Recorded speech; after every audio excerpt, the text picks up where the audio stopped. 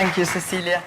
Good morning, everybody, and thank you for being here on a Saturday morning. It's my third IATEFL Chile conference. I'm very, very grateful for the invitation. Thanks to the whole committee. I'm also very grateful to Trinity College London for sponsoring my presence here again. And last April, at the IATEFL conference in Britain, I became international ambassador for IATEFL. I'm very proud as a Latin American to be holding this post and very happy to be at the first South American IATEFL conference where I can say that. So if you can manage to fill in that form and get that scholarship, I'm really, really looking forward to seeing you in Glasgow in April next year.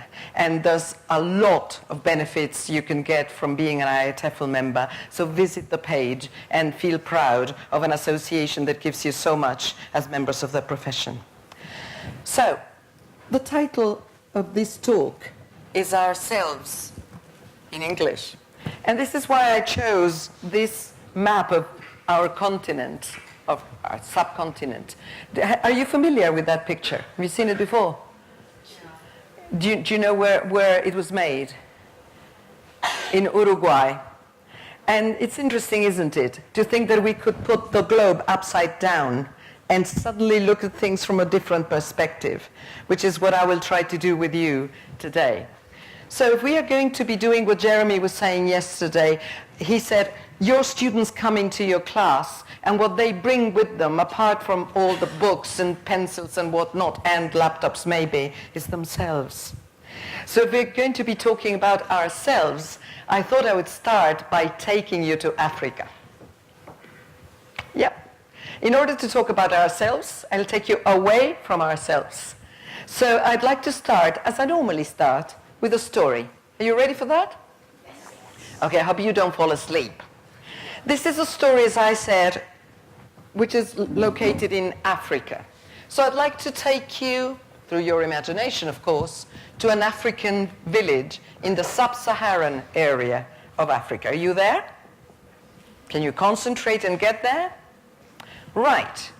Once upon a time, there was this village in Africa. And there was one dirt road. Up and down this dirt road, lorries would come every morning bringing crates full of Coke, full of beer. Water was a luxury here. The villagers' teeth were brown stumps for drinking what they drank. And every morning, the women of the village would start walking towards the river, carrying the wonderful pots they had made with their own hands, and taking the children by the hand. And when they did that, they talked, they chanted, the children gambled away in the stream when they got there, and they picked up water, and then they put the very heavy pots upon their heads. And the sun by then was right up, it was midday, it was scorching hot, and the women would make their way back with the heavy pots on their heads, and the children, who were by now totally tired and hungry, and when they got back to the village, everybody was exhausted. But not only that, you can imagine in that heat, the water was almost boiling with bacteria. So it was no longer fit for drinking or cooking or bathing the children even. So, well, at the other end of the world, a boy called Martin, who was studying geology at Oxford, knew that he could find a solution to this water problem in a village like this one. So he asked for funding. He got it from VSO, the Voluntary Services Organization. He made all the way to the village in Africa with his project. And he felt so proud of himself, so happy that the women would no longer need to carry the heavy pots on their heads, and that every morning they would be in the village doing whatever they wanted instead of making all the way to the river and back. So he arrived in the village, and somebody by the name of Ngumi, who had studied English at school, was with him, and he interpreted for him, for the chief. The chief didn't quite understand what this was all about, but Martin explained the benefits of making a well, you know, very much like the aljibes that the Spaniards made here. And so, well, the chief said, all right, get the men and get yourselves to work. So they picked up their picks, they picked up their shovels, they picked up their buckets, they went all the way to the chosen place and they started. Shh, thud, in the scorching sun. And by the evening, Martin and the men were quite happy that they could see a considerable hole, and Martin thought in a couple of days they would hit water. So they sat on the crates, and the men started, "Woman, bring us beer. Woman, bring us Coke. Woman, bring us food." And Atish, Ngumi's wife, and the other women of the village brought these dishes full of wonderful finger food, rice and couscous and all sorts of vegetables. And Martin was so happy and so tired. You know the feeling, don't you, colleagues? So he lay back and looking at the sky, he thought, "I found my place in the world." And so all the men started drinking and eating. The women went away and they just fell asleep and they started snoring their way across the night. The next morning, they were full of energy and they picked up their picks, they picked up their shovels, they picked up their buckets and all they needed to take with them, and they made their way to the hole. And when they arrived, the hole was full. And it was full again. They just couldn't believe their eyes. And Martin said, "Oh, I know. We haven't scaffolded the hole properly. We need wood, we need some metal, we need to take the jeep and go all the way to town and bring what we need." Oh, you can imagine the feeling. They went to town, they brought what they needed, they started they scaffolded the hole, and they were exhausted in the evening, and they went back to the village and they started, "Woman, bring us beer, woman, bring us food." And the women came over, and Martin, lying on the floor, could see Atish's bluish heels approaching, and he was so happy of being looked after. But he didn't sleep too well that night. Was it really that? Was it that they needed to scaffold the hole, as he had said? Well, the next morning, they picked up their shovels, they picked up their buckets, they made their way to the hole, and when they got there, what do you think happened? Yeah, we know how stories work, don't we? It was full again. And this time, the men didn't like it one bit.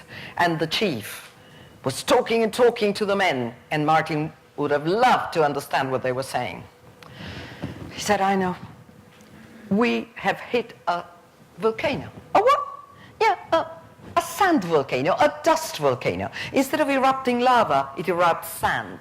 So we'll have to start making another hole somewhere else." Right. So they did. And by the evening, they were exhausted, hungry, and a bit angry. And Ngumi went up to Martin and said, "Martin, the chief doesn't like this. He believes that we have been tampering with the land, that the spirits of the land don't like this. So we'd better find a proper hole when we get back tomorrow rather than a lot of sand again, or else goodbye your project." Martin said, "But please, how can you believe in spirits? This is surely something to do with the soil." "Well, Martin, you sort that out, but the chief said that if by tomorrow this happens again, we won't continue working." Right. Well, if you were Martin, would you get a good night's sleep? He couldn't even eat that evening. In spite of the wonderful things that Tish and the women brought over, he just had a drink and went away. And while the men were snoring into the night, Martin was walking up and down. And the sun was beginning to rise, and he was still up. And in the sun, he just happened to brush past a little animal, a little goat, and afraid of hurting the animal, he jumped back. And when he did, he saw very long shadows. Shadows that looked as if they were dressed in shrouds. You know, what corpses are dressed with. And he was scared. And he looked in that direction and said, "I'm an Oxford man. I don't believe in spirits, do I? Well, these can't be spirits. The chief cannot possibly be right. But what do you do with fear? All you can do is face it. And so, as he was a brave man, he decided to pluck up courage and made his way towards the shadows.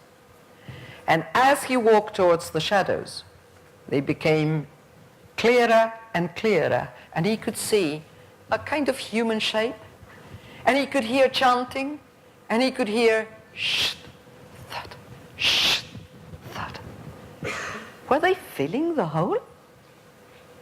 When he got so close that he could stretch his arm and touch the figure, he touched what seemed to feel like a shoulder, and the figure turned. Atish and the women of the village were up all night, filling back the hole that the men had been busy opening all day. Atish, what are you doing? Martin said. Don't you want the well? Don't you want hygienic, clear, fresh water for your children? Don't you want to cook with the kind of water that has no bacteria in it? Haven't I explained to you why this is important? And all the women stopped digging and they laughed.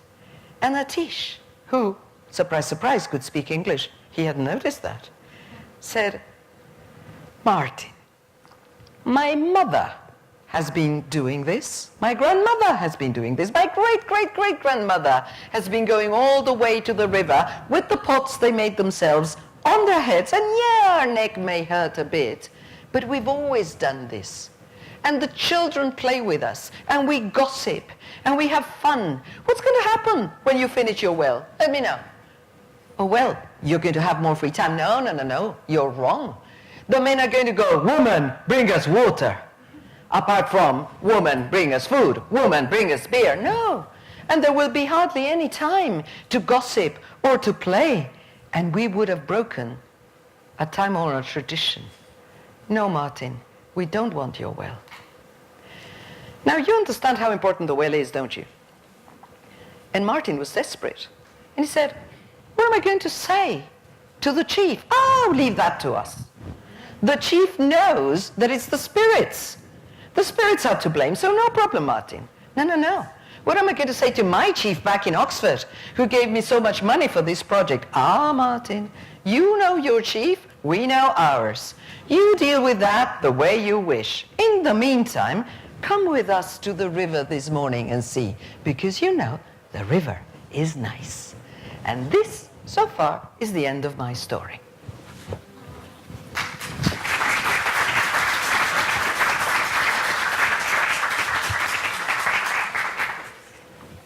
And you must be wondering why I took you to Africa to talk about ourselves, don't you? Well, let's see if I can meet that challenge. This is a story where two cultures, representatives of two cultures, to make things very simple, meet. Isn't that so? Mary Louise Pratt, back in the early 90s, spoke about this, and she called this kind of meeting the contact zone. And, well, if you think of the conquistadores in our continent, America became a contact zone, didn't it? With the original inhabitants meeting these white newcomers for the first time. Now look at the way Mary Louise Pratt speaks about this. She defines the contact zone as a space in which peoples who were geographically and historically separated meet. And look at the words with which she describes the meeting. It involves, she says, conditions of coercion, inequality, conflict. Oh my God. Now, I don't need to tell you this. Just read a little bit of history and you know what we're talking about. But are there contact zones today?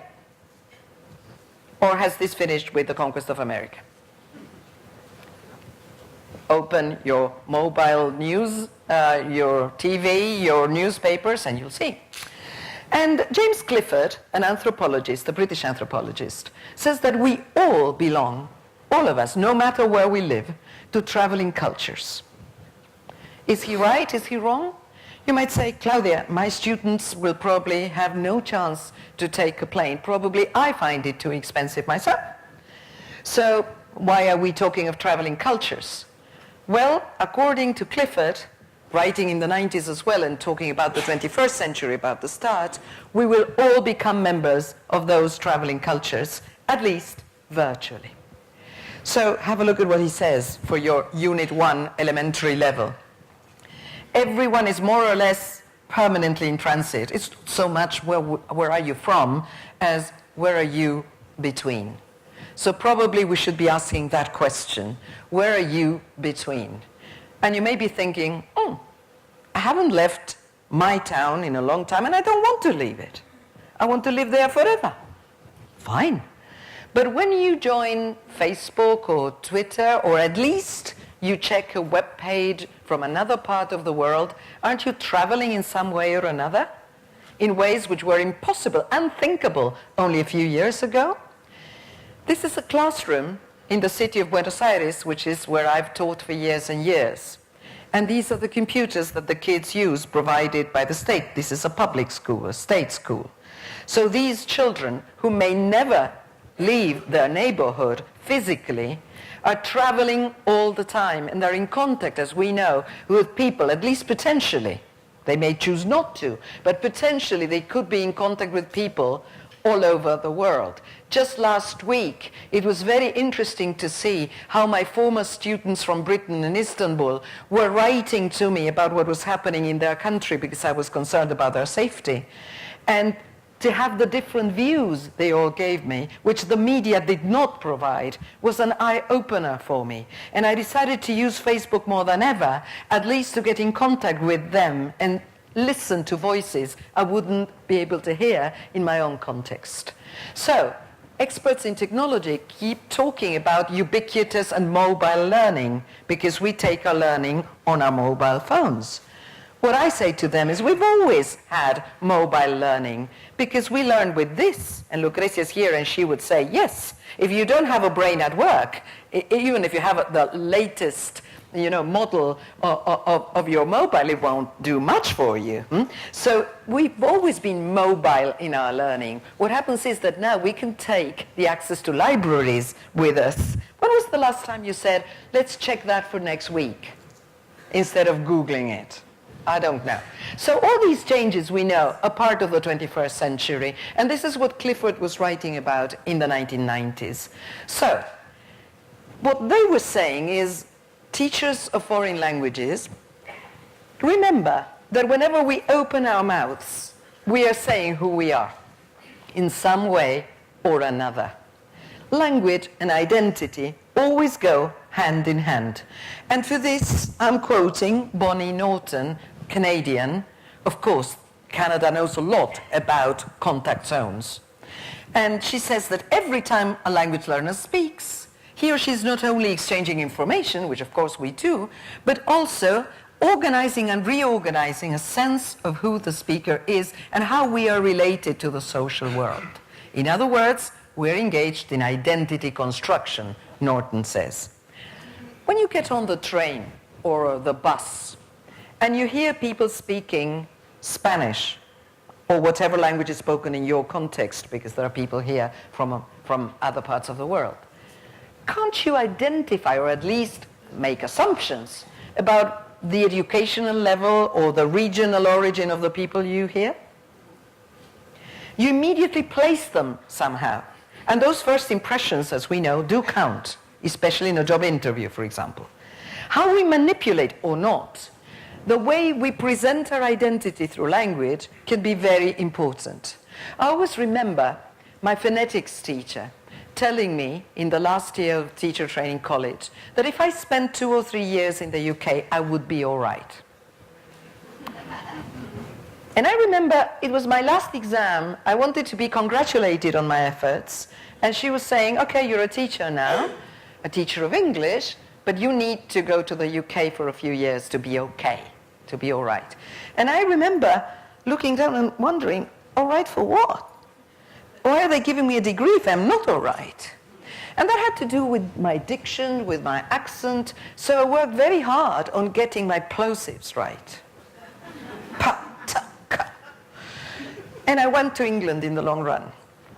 And I got there, and this tall, good-looking gentleman gets up, close to me and says, Claudia, you've got such beautiful plosives. This is a true anecdote, believe me. He was congratulating me on my plosives. So I thought, wow, I've done what I needed to do. And then everybody else at university started teasing me about speaking like Queen Victoria. So I suffered an identity crisis, and I had some things to say mentally to my phonetics teacher. But anyway, this has got to do with the way people make assumptions about you in whatever language you're speaking as regards your identity. So, the presupposition we all have, I suppose we will agree, is that when you learn a foreign language, in our case we teach English, but we could be teaching any other, we take the native speaker as a model. Am I right? And I don't need to take you there. What native speaker? Where from? Britain, America? For my phonetics teacher, evidently Britain was the answer, no question. Okay, let's suppose Britain. Where from? Buckingham Palace. The BBC. What BBC? BBC Yorkshire. You know, we can start asking questions about what our native speaking model will be. As models of Spanish speakers, I know our visitors from abroad have been going a bit mad about, you know, trying to find out what was on the menu. Well, I've been doing a course in Spanish as a foreign language for the last couple of days, because my River Plate Spanish is not much use when I read a menu here. And thank God, you've been so helpful, and I've learned a few words and I've had the most delicious dishes.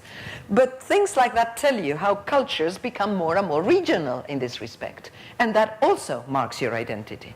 So, I'll go to another Canadian, Claire Cramsh, that Scott mentioned yesterday, and she was saying, again, in the 90s when we were about to welcome the new millennium, that learners have the right to use a foreign language for purposes of their own. For my phonetics teacher, the purpose would be being a kind of model for BBC English. She didn't wonder whether that was the purpose I wanted English for, let alone what my students would want English for. And they may not want it for the same purpose you have in mind or the Ministry of Education has in mind. So, what we are aiming at, and we've been saying this again and again for the last 26, 30 years, is an intercultural learner. This conference is where we were, where have we been, where are we going? Evidently we are here because this is what the books of the great experts say, that our students are not imitation native speakers, they are native speakers of their language already, they are intercultural learners. And what does that involve? Well, according to John Corbett, an intercultural learner is one who is linguistically adept. So colleagues, I'm sorry, we still have to teach the present perfect. We still need fluency and accuracy. We're not saying, oh, it doesn't matter. Provided you can say 2 or 3 words, you'll be all right. No, we are saying someone who is linguistically adept, linguistically capable of meeting his objectives in communicating, who has skills which enable him or her to identify cultural norms. To say, look, they do things differently there. Do I want to copy? Do I need to adapt, or do I not want to? And then notice that these rules are implicit in the behavior of the people we meet. People don't come and tell you, look, don't kiss because we don't do this in this culture. You notice that when you go, and they walk back. So it's implicit in the language and behavior of the people we meet. And then I have to take a position towards that. I wasn't trained like that. I was trained to imitate the native speaker on the cassette. No, I'm wrong. There were real tapes. I'm that old. But anyway, those young people here don't know what I'm talking about. Anyway, the previous technology, we were imitating the native speaker who was on the tape. And the native speaker spoke as a BBC speaker. Right. Today, we probably want to do other things. And I'm going to share with you an anecdote I always share from a public school in Buenos Aires, where I was just watching the class, and a trainee teacher was at work. She was training, okay? Poor thing, she was so nervous. And she was doing a song by the Beatles. And she was doing fine. And at one point, one of the kids answers a question. And she answers trying to imitate the accent that rappers have black singers, hip-hop singers. And the teacher says, oh, don't speak like that. If you go to a job interview and speak like that, you're not going to get the job. And the kid answers, you are not going to get the job, miss. Because I want a job in a hip-hop CD company.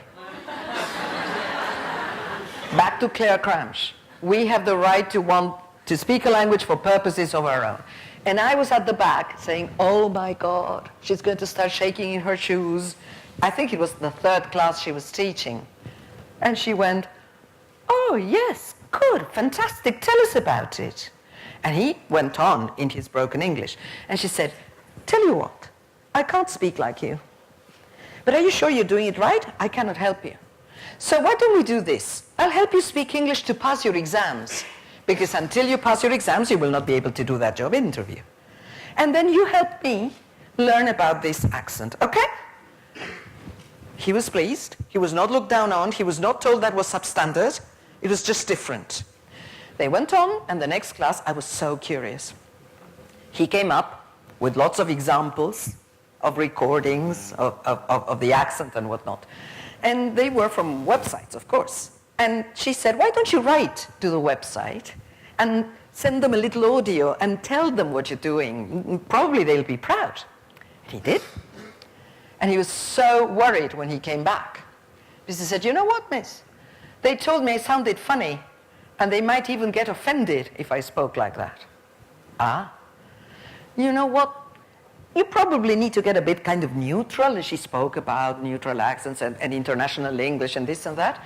And then one day, if you get a job there and you're surrounded by these people and they make you, you know, one of them, maybe you can learn the accent as well. But in the meantime, why don't you try something else? I don't know if she was right or wrong. What I do know is that she had a position, an ideological position, that allowed her not to say, that's wrong, that's terrible, that is substandard. She was saying these are different world Englishes. These are varieties of English, which are looked down on by certain people, looked up to by others. What about your identity as a foreign speaker of that language? How will you be judged at first sight by the other one on the basis of your accent? She was opening up that kind of worms, that aspect of our discussion, which I'm trying to also make you reflect on from now on today. So, if we go to the Common European Framework, which we are all familiar with because of the levels of exams at least, even though it doesn't apply to us. It's European, of course. Look at page 1 of an about, what, 300 pages volume? Page 1 already speaks about intercultural speakers. It speaks about an intercultural approach. What's the date? 2001. So we've already been there. Are we? Are we doing intercultural work in class? When I ask trainee teachers or teachers already working what kind of intercultural work they do in their classes, they very often answer that the textbook has got pictures of people from different races. True, that's multicultural, okay. And that they've read something from Africa, like the story I told you at the beginning. Yeah? And so? We need to ask ourselves questions related to our own regional objectives. And so, thanks to Tom Connolly, who passed on the links to me, I've been having a look at your documents here in Chile. And this is Bases Curriculares de la Educación Básica. And you can hear my foreign accent, can't you? You know, in your language, but it's a foreign accent. Actitudes derivadas de objetivos de aprendizaje transversales, and that is a key word. It's a cross-curricular objective. We don't have a subject called culture. Today we're going to do 1 hour of culture. No, it's something that runs through whatever we do. Demostrar curiosidad e interés por conocer tanto su propia realidad como otras realidades y culturas, valorando lo propio y ampliando el conocimiento del mundo. That is the central objective, which I'm glad to say Argentina also shares in its curricular design since 1999, before the Common European Framework. So, this is what you go by, colleagues. And if you go higher in the levels of the curricular design, los objetivos de la asignatura, talking about English, Buscan que los estudiantes se involucren de manera activa con los textos leídos y escuchados y con los temas tratados en ellos, expresando opiniones y estableciendo conexiones con su experiencia e intereses. When I did culture as a student, it was learning about 5 o'clock tea in the Houses of Parliament or the Empire State, and that's fantastic. But I got to England to do my first subject in my master's course, and everybody was asking me about Argentina, about me, about Buenos Aires, and you know what? I couldn't find the words, not too easily, because I'd never tried before. I mean, all my mates at the teacher training college were as Argentinian as myself, speakers of Spanish. I didn't need to speak to them in English about ourselves, did I? But the first thing you do in a foreign language is speak about yourself and ask about others. And no textbook, no matter how good, can do that for you, because they're normally global. So that's your exciting opportunity to say, how am I going to adapt these materials? Or if you don't use a textbook, how am I going, following Scott Thornbury, to write my own materials, or not write any materials at all if you agree with Scott and you just get people to bring their own interests and materials into the classroom. Any approach you take, you need to follow this objective. De este modo proponen que el idioma inglés se utilice como un medio para ampliar el conocimiento de otras realidades y formas de vida y para conocer y valorar aspectos de la propia identidad. So that is my central challenge this morning, to get ourselves to reflect on ourselves. How do we express our own identity in a language that doesn't quite fit? Shakespeare, and Lisa is here, says, Macbeth says, you dress me in borrowed robes. What happens when you borrow a coat or a dress from somebody else? Doesn't quite suit you. That is the metaphor I always go back to when I think of myself speaking English. I'm speaking English to you, but I had to resort to Spanish at some point to feel that it was me speaking to you here, because most of you here can understand Spanish. So, and very often in Spanish I cannot find the words, because whatever it is I'm speaking about I learned in English. Does that happen to you? It's typical of plurilingual people. So, the general aim is not, and I'm following Scott here, to teach the present perfect, or even to get the right plosives. It's to address the problem of wanting to express one worldview, one way of looking at things, through a language normally used to express a different worldview. How do you do that? So no matter how fluent I was in English, I kept having problems in Britain making myself understood when irony was at play, because the British love using irony, and not necessarily to hurt, as we do in Buenos Aires. And so I couldn't get it quite right, and I still need to make an effort. Those are behavioral skills that go beyond the system that we are teaching. And the more our students communicate internationally, even through a computer, the more you need to be aware, at least, that this is out there for you. So, what materials and what pedagogic strategies are we to select having these aims in mind? Because those are the aims in your curriculum design, not only in the Common European Framework. The materials, the what of what we are doing, in my proposal, are mainly using world Englishes, and that is not a mistake. It's in the plural on purpose, and it's with a small e on purpose. It's including as many Englishes as we can, so that we become aware of those varieties, and not saying this one is wrong, it's different from the standard that I still need to pass my exams or to communicate internationally. Stories of contact zones, like the story I told you at the beginning today, and I will go back to in a few minutes. Stories that do not necessarily speak about the big cities of the so-called central countries. Texts from the learner's own context. And you're saying, what? Texts in English about Chile? Yeah. The web gives you so many, and some of them are so wrong. So at least I do that with my students all the time. We look up web pages for tourists mainly about our own city, and they say, but this is not right. Well, this is an authentic task to try to understand the text and answer back, write back, and correct it. How empowering is that? So, I'm basically saying use literature. And when I say use literature, I'm not only talking about the canon, and there's no reason why we may not do Jane Austen or Shakespeare. Why not? But if we're not willing, or we are not ready, or it doesn't meet our objectives for some reason, there's always orature. There's the literature. Literature comes from lettera, so it implies print. But I told you a story orally today. And when I tell it to my students, I shorten it, I adapt it, I use fewer words that I know they will not understand. Orature is a great resource. And besides, there are peoples who only communicate orally. They have no alphabet. And still those stories can be very enriching. So, and then there's the media. I don't need to tell you that. All you have now on YouTube, and I would have loved to have when I was a learner of English. So, identity, texts. Norton. Bonnie Norton speaks about that too.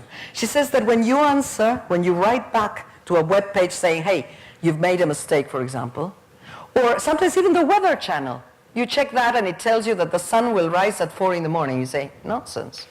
Well, correcting that, saying, I know because I live here, is writing a text that has got to do with your own identity, with saying, I have the power, even though my English may be broken, to handle this content. And that's what Bonnie Norton calls identity texts. And she says we can always respond to whatever we're listening to, whatever we're reading, with some kind of identity text. Shall we give it a try and see how it works in practice? I normally speak about the what, I've already told you, and the how. The how is what I like to call, following Rob Pope, textual intervention.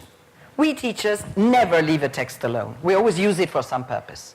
But I'm not saying choose a song because it illustrates the conditional and you're teaching the conditional. It's the other way about. You've got this text, which you've chosen because of its content, because it's interesting. Okay, how can you play with it to give rise to a response that involves your identity? And here are a few suggestions. You can write a scene or dialogue between characters in different stories, or a scene that the writer has chosen not to write. I always remember a success story, which I always share in my class. We were doing Shakespeare's Julius Caesar. And at one point, Brutus's wife, remember Brutus is one of the conspirators, and they kill the emperor, well, the future emperor. So Portia, Brutus's wife, has noticed that there's something going on, that there have been men covering their faces and coming into the house at night. That's not normal, is it? So she goes and faces her husband and says, Brutus, what's going on here?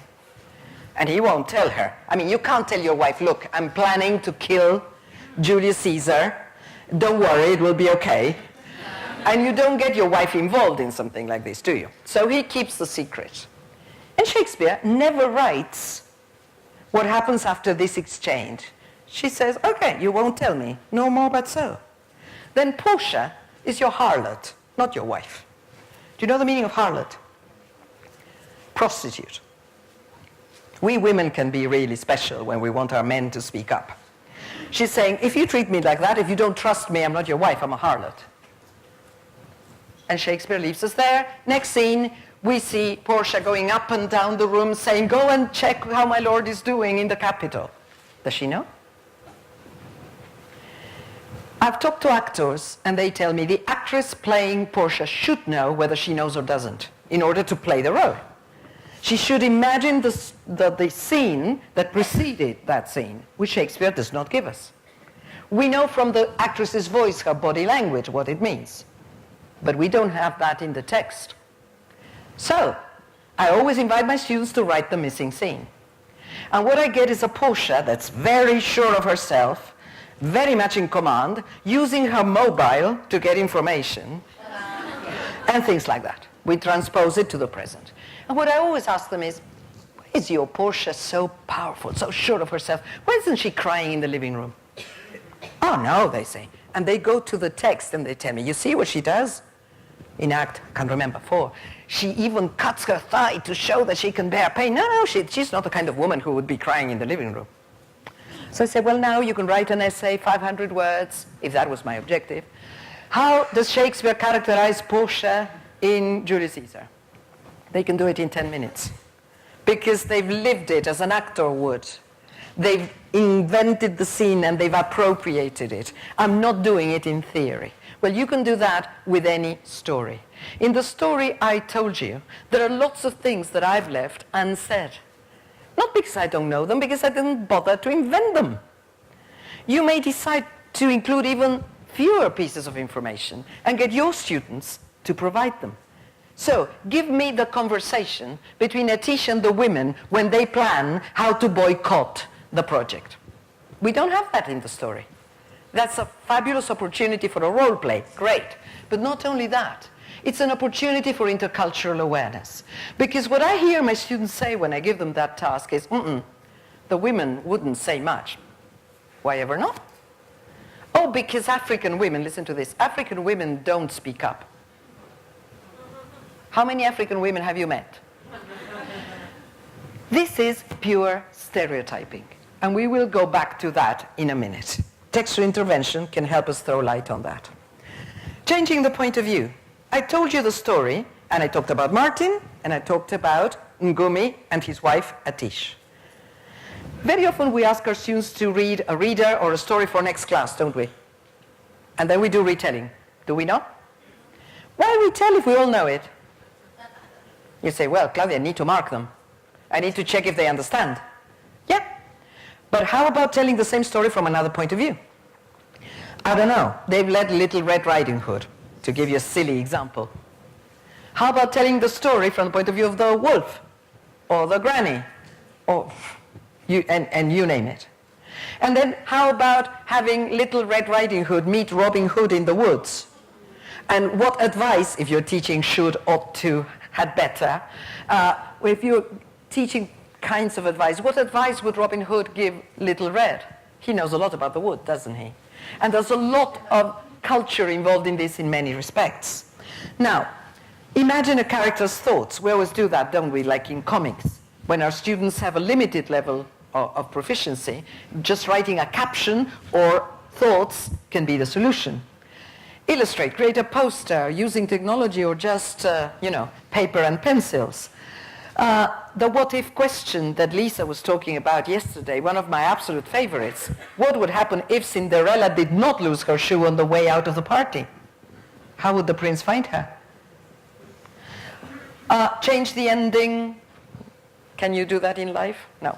But in a story you can say, I hated the way it ended. Can you change it? Explore other media. Have you watched the video? Write it. Have you heard a recording? Write it. Have you read it? Film it with your mobile. 2 minutes of role play. And the key one is transfer to other contexts. I started this session with a story, didn't I? I wonder if you remember it by now. If you were my students, I would have to check on your comprehension. And I said, I'd like to talk about ourselves, but in order to do that, I'll take you to Africa, didn't I? And I said, I want to take you to an African village in sub-Saharan Africa. And I asked you, are you there? And you said, yes. What if I asked you to describe the village? I'm sure you can. Think. Think of the village. Think of the people in the village. Martin? Is Martin white? How many of you imagined a white Martin? The man from Oxford. Aha. What about the others? Did you think he was black? I don't know. There's no right or wrong answer, is there? On purpose, I used a stereotype here. I said an African village with one dirt road. That's all we know. Do you know what the houses look like? You'll have to imagine them. But where in Africa are we? Is it the same to be in South Africa than to be in Namibia or Zimbabwe? What do we know about that? But we do get offended when somebody from Europe says, Santiago, is that in Spain, Santiago de Compostela? And we get offended. No, it's in Chile. It's the capital of Chile. Or when they ask me, Buenos Aires, salsa. And I say, no, I sing tango. And we get offended. We don't like it one bit. But then if somebody told us, I'm from Nigeria, I'm an Igbo speaker, you would say, what? And why do you speak Igbo and not Nigerian? What is Nigerian? There is no such language. So we've got to start by saying, I don't know. And what I do know, probably I know through the media, and probably I've built a stereotype. So how about exploring that? Let's repair the gaps. Let's fill in the silences, the holes. We love gaps, don't we? In the story I told you. And I could ask the students, tell me what the village looks like. Draw it. Now describe it.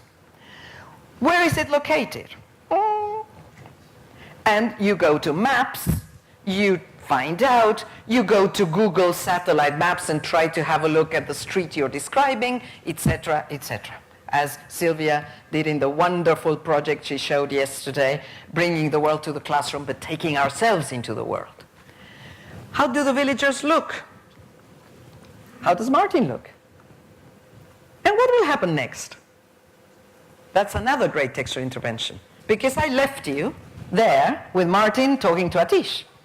And Atish said, come with us to the river. The river is nice. Does he go? What does he tell the chief? Does he go back to England? Does he stay trying to persuade the villagers? Does he reflect on what went wrong? All that is a great possibility for language development, but above all for cultural awareness. Because what went wrong in Martin's story was not his intentions, but his ignorance of how important tradition is for other people, for example. Transfer the story to a Chilean context. How will it change? I want Martin coming here. Here, again, Atacama or Concepcion, where am I? And how will the story change if Martin comes here?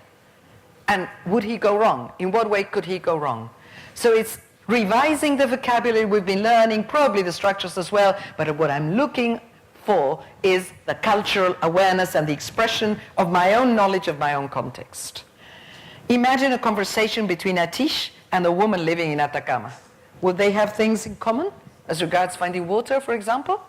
I very often sing a song called Maria Va from the area of my country that we call Mesopotamia, and I put it in dialogue with this story, with this African story. And Maria in Mesopotamia has another problem, floods, too much water. So how would Atish and Maria understand each other if their contexts are so different? And yet they've got something in common. The song says all the time, quiso la siesta ponerle un niño a su soledad. She was pregnant somehow during the siesta. And now she's taking the kid by the hand and walking, very much like Atish and the women. And we learn that the baby is the son of El Pombero. Have you ever heard about that? Nor have my students, and they live in the same country. Because the Pombero is a spirit of Entre Ríos, Corrientes, Misiones, the area that we call Mesopotamia. In Buenos Aires, they haven't got a clue. So that's also intercultural awareness within our own context. Occasionally, there may be one student or two in the classroom who comes from there. They generally hide that because the big city doesn't like people coming from the provinces. And so that's another opportunity for intercultural awareness and the expression of their own identity in the classroom through English. So all these ideas can be applied to just one example of orature, of a story I told you. Okay? So, what this has brought up is the question of authenticity. What is truly Chilean? What is truly Argentinian? And I'm porteña, I'm from Buenos Aires. You know what people think about porteños, don't tell me that, please. I know, I've got enough of that. If I go to the provinces, as I do all the time, to do sessions like this one, and I start asking, okay, about stereotypes and what makes a true porteño, they start giggling and don't want to offend me, okay? So that is part of this awareness. We can ask ourselves, what stereotypes come to mind when we try to imagine and relate to cultures we know little about? What stereotypes came to your mind when I say go to an African village? Did you imagine kind of what we would call middle-class apartments? Or did you imagine huts? It's not necessarily like that. We need to find out first, and now it's so easy to find out, and at least get different sources. How aware are we of what is considered typical in our own context? And is there room for diversity if we label people, countries, cultures? This is Argentinian, this is Chilean, this is British. Very often, when I'm teaching in Europe, they tell me, you don't look like a typical Latino woman. What is a typical Latino woman? And then I got a question from an African lady in a British Council course. She said, I so wanted to meet an Argentinian. I said, yes, why? Because you're so white, but you're so tribal. What do you answer to that? My head was going like the hard disk. Tribal, have I been eating with my hands? My stereotypes, my prejudice was at play. And by the end of the conversation, we were friends. We still are friends on Facebook. She was from Ghana. And one of our boats, a ship, an Argentine ship, had been taken by the so-called vulture funds because we owed them money. And it was in Ghana, stuck there, and we couldn't get it out. So suddenly they knew about us. And they said, why do you have such a tribal behavior? Well, I won't tell you about the conversation, but it was a real eye-opener for me. How much we had in common that I didn't know, and she didn't know either. But she had this prejudice. I'm white, therefore I should be first world, European, etc., etc. Not quite. So, I won't have time to show it. I always have it here just like, you know, a resource in my pocket. This is a TED Talk by Chimamanda Adichie, The Danger of a Single Story. You'll see the name in a minute. If you haven't watched it yet, please let that be 20 minutes of pleasure on your Sunday. It's an absolute eye-opener about what we are saying. Chimamanda is Nigerian, and she speaks about the stereotypes she had to suffer when she went to America to write her first novel in a creative writing course. It's a real eye-opener, 20 minutes of absolute pleasure. So please Google it and enjoy it. And I'll show you Chimamanda and her name in a minute. The Danger of a Single Story, TED Talk in Oxford 2009. This is what I picked up. I Googled Chilean stereotypes. And there's a place that is great to do this kind of work, which is that webpage called precisely nationalstereotype.com. It's great. You have a lot of material in English about you. Or is it? The first thing I found was cueca. I don't know how many of you dance the cueca on a daily basis. Maybe you do? No, but you occasionally do? Well, and so that's already, with this picture I could have a whole class. Do you dance the cueca? Do you do not? What's the cueca like? Can you explain to an international audience on a blog what the cueca is and why you dance it and how different it is from other Latin American music forms, etc., etc. All I need is that picture and whatever caption it has. And then look at this, you'll love it. Some stereotypes about Chileans say that they drink cheap wine mixed with powder juice. Do you people? I absolutely love your wines. I shouldn't say that out loud in my country, but I love it. So what's cheap wine mixed with powdered juice? I don't know. Chileans have too many good meat dishes. Yeah. Even a vegetarian has to eat meat there. Actually, Chileans are quite different from other South American people. Yes. Generally speaking, they are more conservative and traditional. Are you? Workaholic. You're here. Less festive. Not than us. They speak a distinct Spanish dialect. Aren't all Spanish dialects distinct? They're usually friendly with foreigners. Yes, you are. Although they still have issues with people from neighboring countries. Goodbye. This is what I mean. A text in English, not difficult to read, is it? I mean, in terms of structure. You can do so much work on this, just contradicting it or not. And Chimamanda, in that talk I'm inviting you to watch, says, it's not that stereotypes are untrue. There's always a bit of truth in them. They are incomplete. And what she says is, describe one people in a certain way, label them again and again and again, and that is what they become. And she gives you examples of how she, living in the States, thought that all Mexicans were abject immigrants. And then she went to Mexico and she said, but these people lead normal lives like myself. And suddenly she found that her intercultural awareness was growing. And we've got the opportunity through English to open up the doors of so many different cultures. So,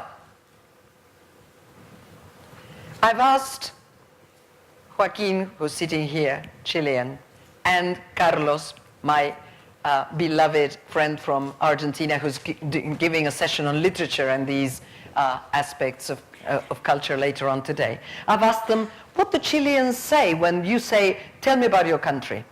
Well, they do speak about the mountains, of course. They're there all the time for you. But there's also the incapacity to see them because of pollution sometimes. Yeah. And they talk about the never-ending coastline. And they talk about the wonderful lakes that make such wonderful fishing and then such great fish dishes as I've been able to prove. Carlos yesterday sent me a picture of these empanadas. I thought empanadas were only Argentinian. Piece of intercultural awareness. They are much bigger, aren't they? Well, chuletas, steak. Yeah, and I thought again, we say we've got the best steak in the world. No, we don't. We share that. And the wines, and the pisco sour, or is it Peruvian? So there you've got one great task. Defend your pisco sour against Peruvian pisco sour. How are they different? I found like 20 different versions online. Which is the right one in your region? And this? Terremoto. And this? Well, anyway. So the drinking culture here seems to be quite diverse. So much with so little. You can develop all this capacity to empower your students to talk about themselves with just one picture and a couple of paragraphs from the web. So, ourselves in English. You can get a collage of the real thing, what you consider the real thing about your region, against what you found on the web, and make a blog with that. A brochure for visitors, but written by your own students, what to eat, what to drink, how to greet people. Do you kiss, do you not? Do you approach people? How, can you stand really close? Do you open presents? I always remember feeling frustrated when I give a present to my colleagues at university in England because they don't open them. Then I go, I want to know if you like it. But they would find that embarrassing if they don't. So, precautions to be taken, any kind. I'm not only talking about taking care of your goods. Precautions for speakers. I was amazed to find in the instructions for the conference, please, please don't side talk. Like that. Have you noticed? That's in your program. It says, please, please don't side talk. Do you do that a lot? I haven't had the experience, so you've been very well behaved. But you see, I was amazed that the instructions said, please, please, not just don't side talk. Please, please. So is it so often done? Unmissable places and things to do that are not part of the tourist circuit. I got my students to write about shopping centers in Buenos Aires, which can be very posh. And then I said, now, write about the shopping centers that people with no money go to. And they said, but very often the goods are stolen. Uh-huh. Can you explain that to the world? Tell them what precautions to take if they're invited there, what trade is legal, what is illegal, and they suddenly couldn't find the words, and these were future teachers of English about to graduate, because it's so hard to speak about that which we normally hide. So, how about doing that? Music to listen to. I would love to take CDs with me. Will someone please recommend what to buy? Should I buy Cueca? Or should I buy La Ley? Or what should I buy that represents your Chilean music? And just writing a blog, a page, a Facebook page where characters from Chile come to life, all that develops intercultural awareness and empowers students to have the language to speak about themselves. So, talking about world Englishes, we did that today. We said encourage responses to stories coming from other cultures. I started with a story from Africa. You can, pick up the books by Chimamanda Adichie. There she is, the one that I asked you to listen to. Chimamanda Ngozi Adichie.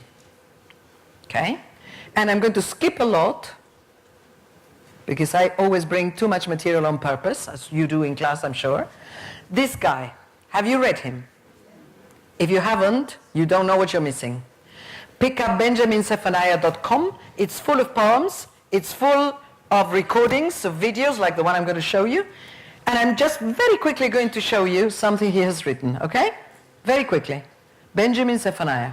Have a look. The poem's called The British. Serve 60 million. Anything strange about that poem?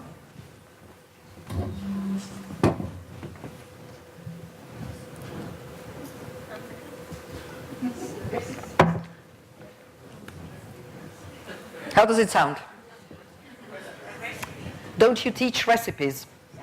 Instructions, how to make dishes? Okay, this is a recipe for a country. And it goes on. And you're there.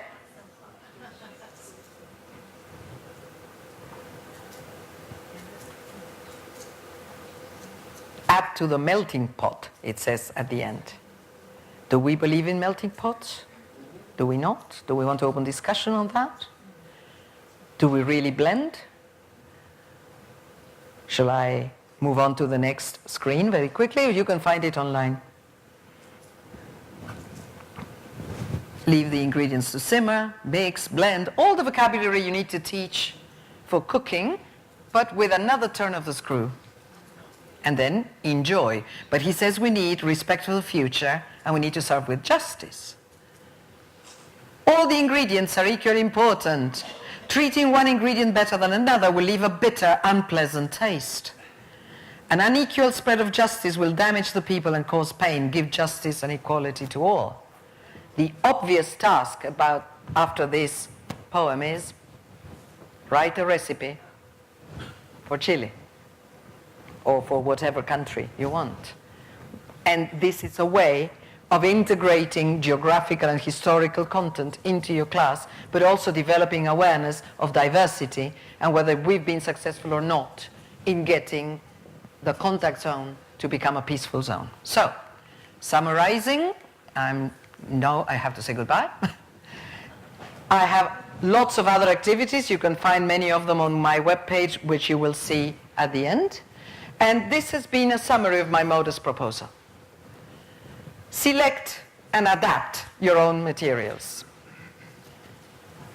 When you do, aim at multimodal communication. Not only CDs, not only text, but also YouTube, scissors, markers. The more, the merrier.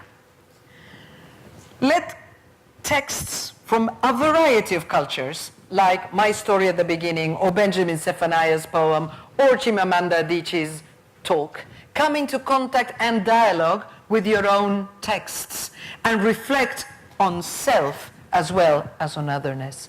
We have been already in the multicultural textbook with lots of people in Unit 1 from China, Germany, Namibia, wherever. But where are we in those materials? That is where we are and where we are going. Approach texts critically. Question stereotypes about yourselves and about others. Beware, surely we carry with us more stereotypes than we think. And focus on values when you pick up a text, not only on the grammar in that text, and aim at response through textual intervention, like the tasks I exemplified today, or many others. Last but not least, encourage the production of texts that have to do with students' own identity. And identity is not only race, is not only region, it may have to do with sexual identity, with social, regional identity, you name it. So, to summarize, the focus of this talk has been to address the central problem of expressing one worldview through a language normally used to express another worldview. This is a repetition of the early objective. And so, intercultural learning is learning about others, but it also is speaking about ourselves. And when we do that, don't just show how we are different. Please highlight our commonalities, and maybe Atish and Martin will not go wrong next time. Thank you very much.